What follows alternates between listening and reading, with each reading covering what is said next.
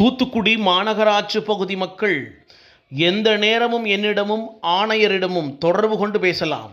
குறைதீர்க்கும் முகாமில் மேயர் ஜெகன் பெரியசாமி தகவல் தெரிவித்திருக்கிறார்.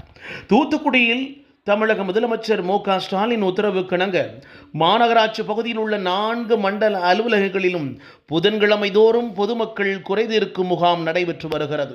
அதன்படி மேற்கு மண்டல அலுவலகத்தில் நடைபெற்ற குறைதீர்க்கும் முகாமிற்கு மேயர் ஜெகன் பெரியசாமி தலைமை தாங்கினார். ஆணையர் மதுபாலன், துணை மேயர் ஜெனிட்டா ஆகியோர் முன்னிலை வகித்தனர். மண்டல தலைவர் அன்னலட்சுமி வரவேற்புரையாற்றினார்.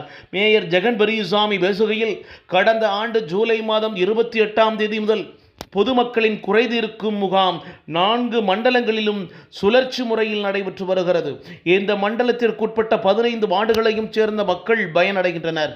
குறிப்பாக பிறப்புச் சான்றிதழ், முகவரி மாற்றம், பெயர் மாற்றம், குடிநீர் இணைப்பு, பாதாள சாக்கடை போன்றவைகள் உடனடியாக அனுமதி வழங்கப்பட்டு வருகிறது என்று தெரிவித்திருக்கிறார்.